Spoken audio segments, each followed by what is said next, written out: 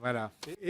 Pour continuer l'anecdote, puisqu'il nous recevait dans son bureau au Congrès, il nous avait dit donc moi je tourne le bouton et j'augmente la clim, et puis vous les Français, puisque vous croyez au réchauffement climatique, quand vous aurez un problème, vous viendrez dans mon ranch au Texas et vous verrez, vous serez à l'abri de la montée des eaux. Bon, c'était le climato-sceptique par excellence. Il vient à la nage. Voilà, le mec, bon, était évidemment lié au lobby pétrolier texan.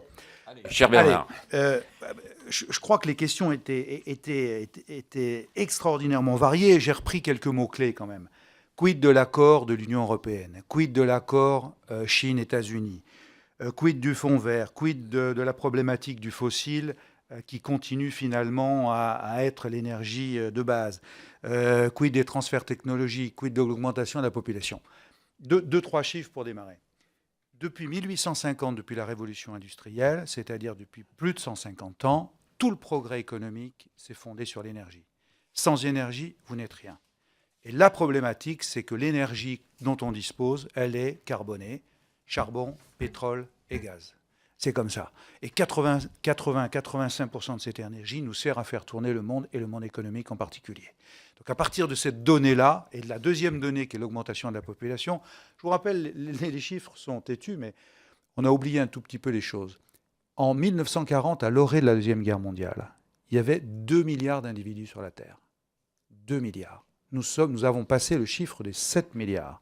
C'est-à-dire qu'en grosso modo 70 ans, on a multiplié la population mondiale par 3,5. La statistique, de ce point de vue-là, est plutôt une science exacte. Donc tous les chercheurs qui nous expliquent qu'en 2050, on sera grosso modo aux alentours de 9 milliards. Donc vous voyez bien que la préhension humaine sur les ressources et sur la planète, elle est là. On peut toujours la contester, on peut toujours essayer de la contourner, mais elle est là. Et donc quand vous prenez ces deux grands chiffres, à la fois la révolution industrielle, à la fois le poids de l'énergie et le poids de l'énergie carbonée dans le développement du monde, et de l'autre côté la population mondiale, vous avez, je dirais, une partie de l'équation à résoudre. Alors ensuite, sur l'accord de l'Union européenne.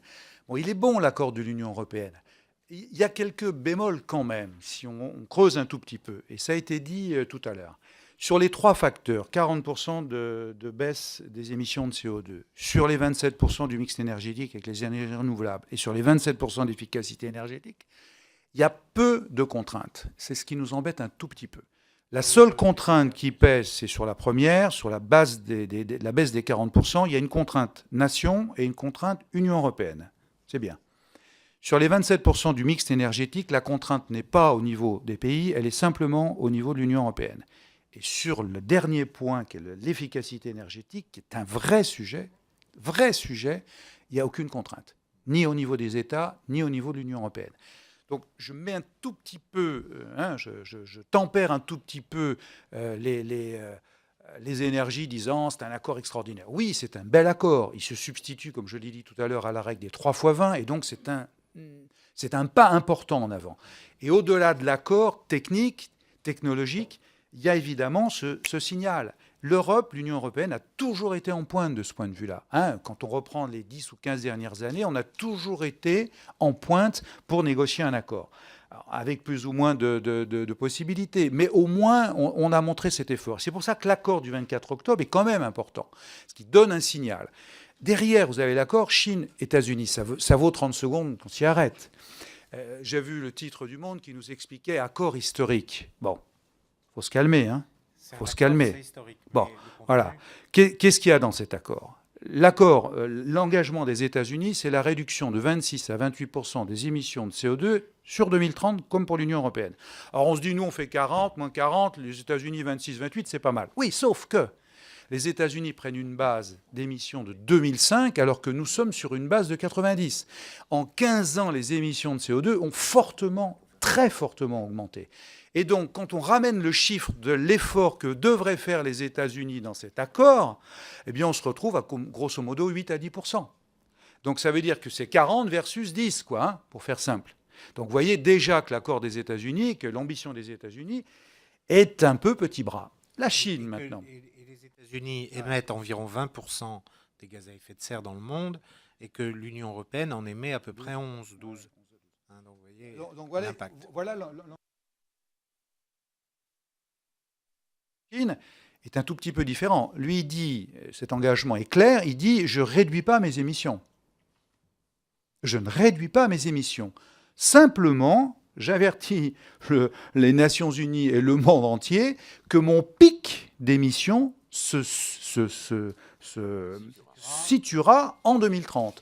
Ça veut dire que de 2015 à 2030, on va continuer à augmenter en Chine pendant 15 ans, qui prennent l'engagement en 2030 de stopper finalement l'augmentation du pic et qu'ensuite ils redescendront tranquillement. Et ils ne disent pas combien ils augmenteront d'ailleurs. Ça peut être une grosse augmentation. Alors, voilà l'accord quand même. Après, les tenants et les aboutissants. C'est pour ça quand on parle d'accord historique, on est un tout petit peu plus timoré sur le sujet. Pour vous donner un exemple qui va vous frapper, on parlait des voitures tout à l'heure, Gilles. Savez-vous combien de voitures se sont vendues en Chine l'année dernière ? 20 millions. OK ? Je vous redonne le chiffre français, c'est un tout petit peu en dessous des 2 millions. Donc évidemment que les Chinois aspirent à avoir un développement comme celui des pays industrialisés. Et donc ça, vous ne pouvez pas l'empêcher. Donc ça ne peut se traiter que par éventuellement du transfert technologique. Or, dans les accords, dans le Kyoto, dans les accords qu'on essaye de porter, le transfert de technologie ne marche pas.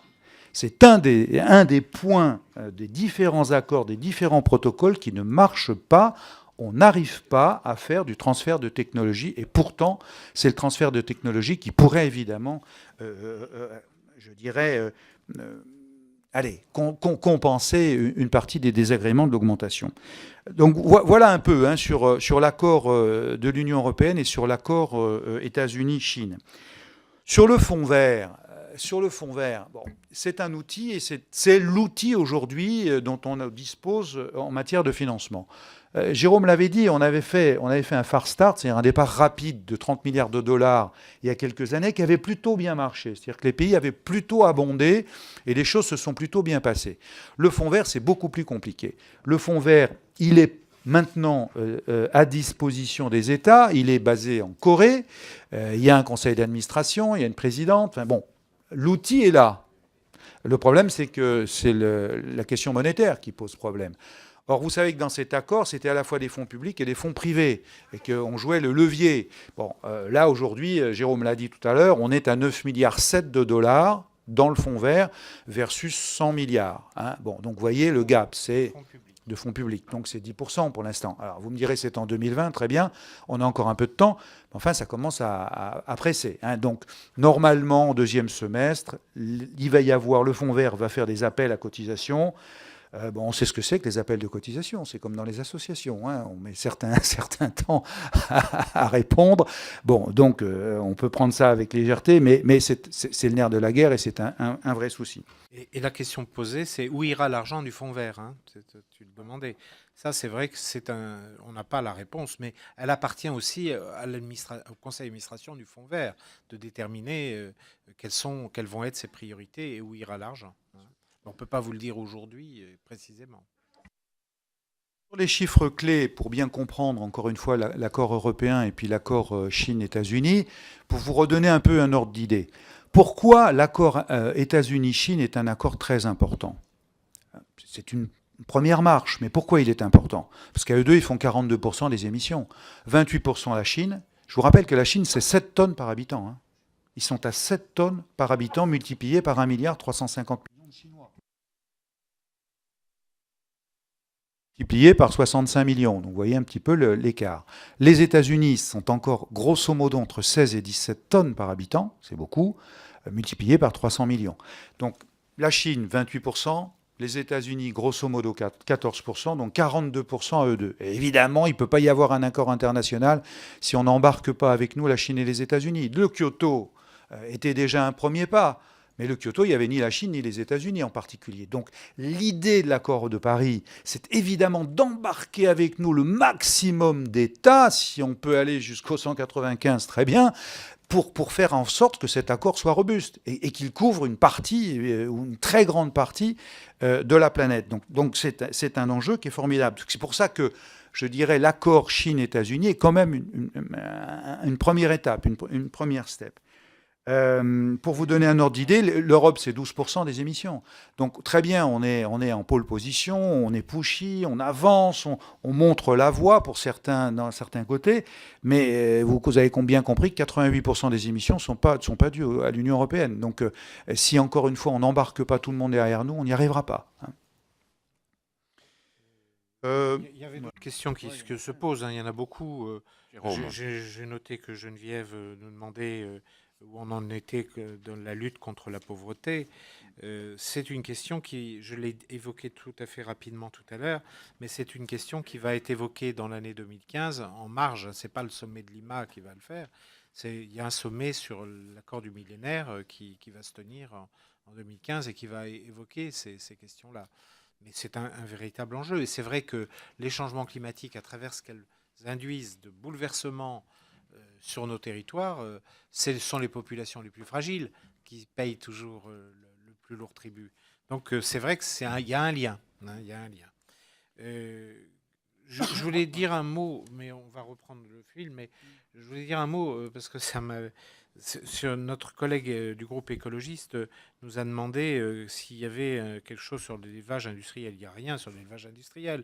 Mais c'est vrai que la part de l'élevage est significative dans la part des émissions de gaz à effet de serre. Mais je ne crois pas, je ne suis pas un spécialiste, mais je ne pense pas qu'une vache qui soit élevée industriellement et qui consomme tant de fourrage parce qu'elle est dans un hangar, ou une vache qui consomme tant de fourrage parce qu'elle vit en plein air, je ne pense pas qu'elle émette plus de CO2. C'est une vache, c'est une vache. Elle se nourrit et elle émet effectivement des gaz à effet de serre. Oui, c'est la technologie, c'est ça. Bien sûr, on peut remettre en cause l'élevage industriel, mais pas pour pas dans le cadre de pas en disant tel mode d'élevage produit plus de gaz à effet de serre, je ne le crois pas.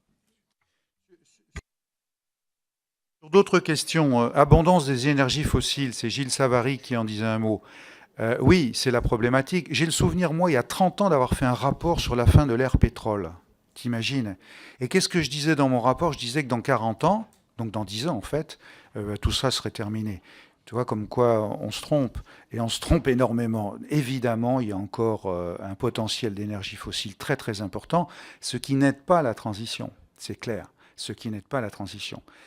Et on fait avec, c'est les ressources de la planète. Sophie disait pays développés, pays en voie de développement. Il y a eu un long débat depuis 15 ans pratiquement dans les COP, la césure étant très forte entre évidemment les pays qui étaient ceux qui avaient contribué au réchauffement et donc qui avaient bénéficié de la révolution industrielle depuis 1850, c'est essentiellement l'Europe et les États-Unis, et puis les pays en voie de développement qui nous disaient mais attendez, vous êtes bien gentils, c'est à vous de faire les efforts parce que nous on aspire à avoir une vie meilleure et donc ne nous taxez pas parce que ça c'est pas possible. Cette distinction est en train de s'estomper petit à petit.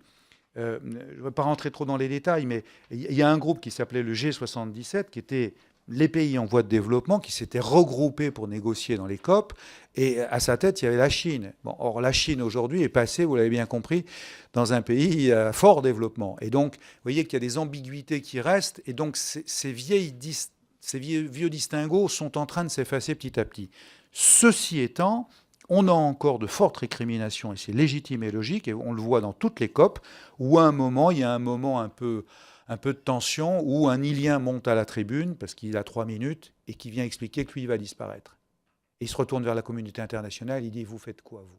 Voilà. Et donc ça, c'est un vrai problème. Donc vous avez une organisation des pays iliens qui commence un petit peu à relever la tête en disant, si vous ne faites rien, nous, de toute façon, on va disparaître. Vous aurez peut-être une condition de vie qui seront moins bonnes, mais nous, on va disparaître. Donc, qu'est-ce que vous faites? Quel est votre engagement? Voilà. L'objectif de l'accord de Paris, je voulais rappeler, c'est bien d'embarquer tous les pays du monde. Certes, avec des contraintes très différentes. Il y a des pays qui vont nous dire, on a encore besoin d'émettre et d'émettre plus que ce qu'on émet aujourd'hui pour justement atteindre un certain niveau de développement. Mais il s'agit que tous les pays prennent des engagements. Et ça, c'est différent par rapport à l'accord de Kyoto, si vous voulez. Hein. Donc, qu'après, dans le cadre des négociations, il y ait des regroupements les uns avec les autres pour peser sur les négociations, oui, Bernard l'a rappelé, ça existe et ça existera certainement encore. Mais l'accord visera quand même à atteindre un accord général et chaque pays devant prendre, à titre de chaque pays, pas à titre de bloc, chaque pays devant prendre des engagements qu'il sera chargé après d'atteindre. Avec tout le problème, ça a été évoqué par plusieurs d'entre vous, mais on n'a pas vraiment la réponse. Ça va être un accord politique qui va le déterminer avec le problème du contrôle, des mécanismes de contrôle. Et après, évidemment, après le contrôle, quelles sanctions? Ça, la question a été posée plusieurs fois. Excusez-nous de ne pas avoir la réponse en vous disant il faudra sanctionner ceci, comme ça. On a peut-être bien des idées, mais parce qu'en termes d'accords commerciaux, on peut faire des blocus, on peut faire ce que vous imaginez, ce que vous voulez. C'est bien compliqué quand même, hein.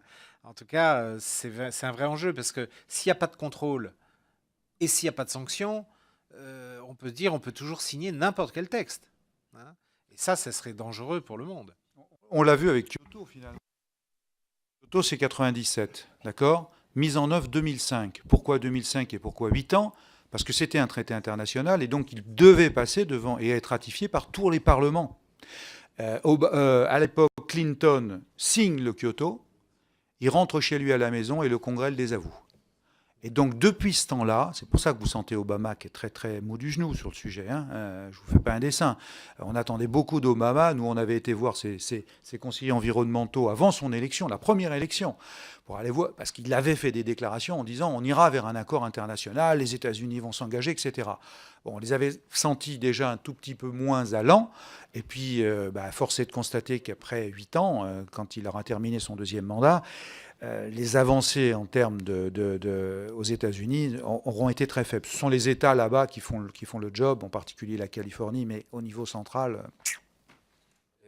Sophie veut dire un mot. Ouais. J'essaie de. Ouais. Sophie. Et je voulais juste demander une précision, parce que là, on parle de pression. Enfin, comment les pays entre eux vont pouvoir se mettre des comment on appelle ça, des amendes, ou enfin, en tout cas, des taquets. Je sais pas comment. Voilà.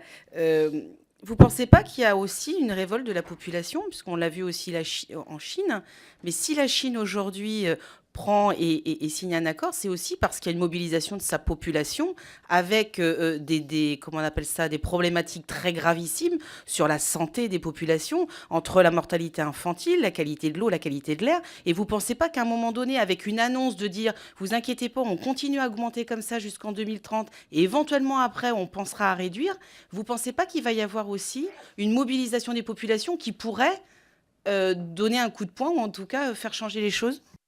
Oui, tout à fait. On l'a vécu, on le vit au quotidien. Je crois que c'est Gilles Savary qui disait finalement, bon, le verre est à moitié vide, à moitié plein. Nous, ce qu'on constate depuis 15 ans, c'est qu'il y a quand même une prise de conscience internationale. Dans tous les pays où on s'est rendu, que ce soit en Chine, en Inde, aux États-Unis, un peu partout au Japon, un peu partout, qu'est-ce qui se passe? Tout le monde, quand on rencontre les ministres de l'Environnement, quand on rencontre les parlements, nous font état d'une feuille de route. Tous, ils nous disent, on a bien compris, il y a un réchauffement climatique, il est dû à l'activité humaine, et donc voilà notre feuille de route. La petite problématique, c'est quand on met ensemble les feuilles de route, qu'on les compacte, quand on les additionne, on n'est pas aux 2 degrés. Chacun a sa feuille de route, mais quand on les consolide, ça coince. Et donc tout l'enjeu de l'accord, c'est ça, c'est de faire en sorte que les feuilles de route qui remontent soient passées, je dirais, au tamis, qu'elles soient radioscopées, et qu'ensuite on arrive à sortir un accord qui tienne la route de ce point de vue-là. Or, de ce point de vue-là, encore une fois, l'accord doit être contraignant, doit être juridiquement contraignant. Mais quelle forme peut-il prendre? Un protocole? Un traité? Un traité, ça veut dire que ça doit repasser devant les parlements. Or, on a vécu Kyoto, on a mis 8 ans à mettre en œuvre Kyoto. Et quand on prend les résultats de Kyoto, je vous rappelle que l'objectif, c'était -5, et on a fait grosso modo +34. C'est ça le résultat de Kyoto. Hein, je ne veux pas alarmer les populations, mais c'est un peu ça. Donc on est loin du compte. Et l'Europe avait fait -18 pendant ce temps-là. Hein. Bon, donc on avait été encore un bon citoyen.